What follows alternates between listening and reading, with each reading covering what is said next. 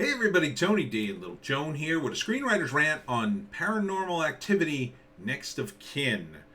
Not sure, is this...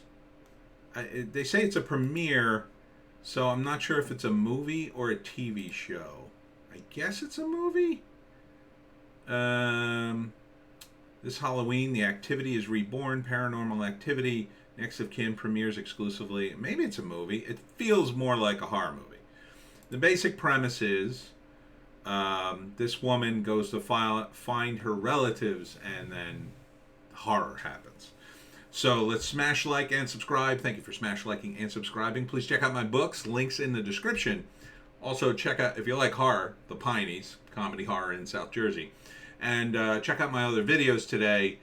I'm doing a news blast, and I'm going to do a Piney podcast about the big goings on in New Jersey, so do not miss that. I think I'm going to have to put it on Rumble and Bitchute because, political stuff here doesn't really fly on YouTube. Anyhow, so, she is, finds out she's related to seemingly this Amish group of people, but then they find out, I'm going to skip this because it's really gross. They find out that maybe they're not Amish. They kind of live like Amish, and it's some sort of plot where they've got this church out in the middle of nowhere, out in the woods, and like this is on the floor. So it's pretty blatant, like, hey, these people aren't Christian, and really they have some sort of cult where they trap a demon inside the body of one of their women who lived there, would have been her mother, and instead of her, and then somehow she gets, put up for adoption or whatever. So it's like part Blair Witch, part Paranormal Activity, part like Children of the Corn. So it's got all these horror elements. It's well produced, big money behind it,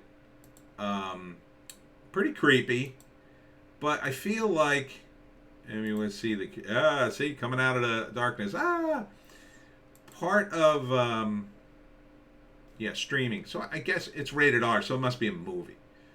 Usually when they say premiere, sometimes and it's on Paramount Plus, I think, well, maybe it's a TV show, but all right, so it looks like a movie. So it's a pretty standard horror movie. It feels though, I mentioned this earlier, it feels like corporate horror now. We're in the era of corporate horror.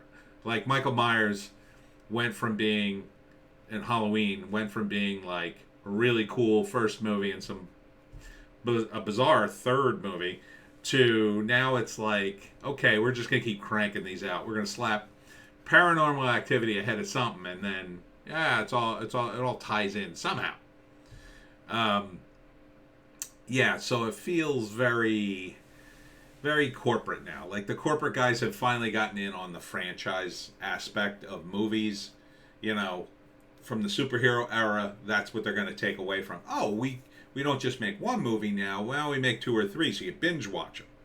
And that's how we'll make the money. And I'm not knocking it, right? I'm not knocking, like, sequels.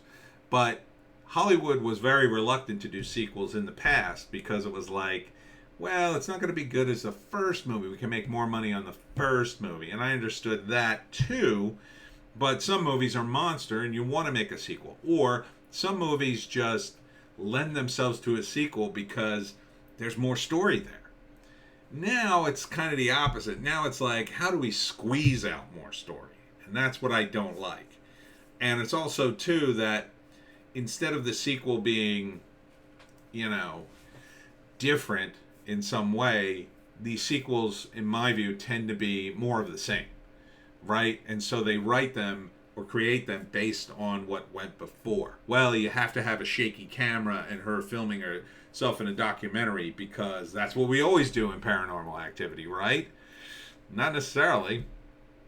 Well, that's the look, that's the angle. I get it, but there's also something to be said for if you took a superhero movie, for instance, and you were going to do a sequel.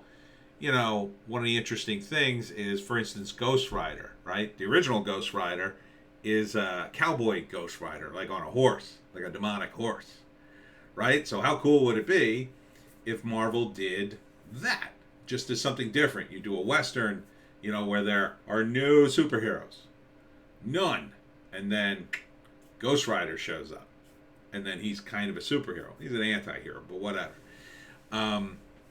You can apply the same logic to this, but it depends on the creative bent of the people involved. And who should make that decision is the question. The problem is, the answer now in the corporate world is, oh, well, we're studio executives. We know what's best. We know what's hot. I'm on Twitter.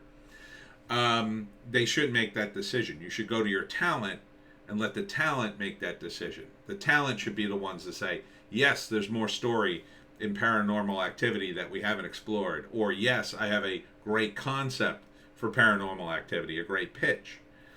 And you should do it based on more on that than just, hey, let's squeeze some more money out of the franchise, in my view. So is this going to be good? Well, it has a lot of elements to it. And that could be bad, right? So it has the Paranormal Activity, which we've seen a million times. We have the Blair Witch aspect to it, which we've really seen a million times. You've got the whole Children of the Corn creepiness, which has also been done before. So, I don't know. There's a lot of derivative stuff in here. Will it be good? It looks well produced. So, it might be good. You might watch it and say, it was pretty good. Will it be great? I doubt it'll be great. Because greatness does something original and gets away from that, typically. So, I think, maybe it'll be good. If you're a horror fan, you want something well produced, something that's got good sound, good lighting, you can see everything, you got cool effects. Yeah, I think in that aspect, in that realm, it'll be good. Will it be all that original? I don't know. I'm sensing a lot of derivative things here. So, we'll see. Paranormal Activity, Next of Kin. So first act's going to be, I found out about my family. We're going to go find them. Let's do a documentary. You see the wind up going to the Amish people. You find them. Hey, Amish people, I'm related to you. Oh, great, come on in. And then, second act, they're a little creepy. There's some weird stuff going on here. And then it gets creepier. Then they find the church. And then it gets creepier. And then they're finding out secrets. And then the third act, by then, they realize, oh, God, these people wanted me to come here. They knew I would come here. And they're planning to sacrifice me. And then the ending, in a horror movie, the ending can be dark, right? The ending could be she ends up in with that well at the end. She goes down there to save her mother, but her mother's too far gone, or she's demonically possessed, and she saves her, but in the end, she ends up in the well, and maybe she's possessed, and that's the end. That would be a cool, creepy ending. I'd give him props for that. Will it end that way? I don't know. Horror movies can go either way. Everybody dies, or everybody lives. Or there's something in between. That's the cool stuff about horror movies. I think that's why people like them. Because like comedies, they have to have a surprise. They have to have a big reveal. So it could be good. If they're trying to squeeze out more in the franchise, well, they want to lay the groundwork for the next person who comes and fights the Amish people or whatever, or the next thing, whatever it is, and then they'll have some teaser where it's like, well, it's not just one church in this woods, it's churches all across the United States. But we'll see. Next of Kin, Paranormal Activity. It's already streaming now on Paramount Plus. I don't have that, so I'm not going to say it, but judging by the views here and judging by the ratio, I think people are going to be excited by this. I think it's going to be good. I think it'll be watchable. I wouldn't go so far as good, but I think it will be very, very watchable and relatively entertaining. And that's my rant.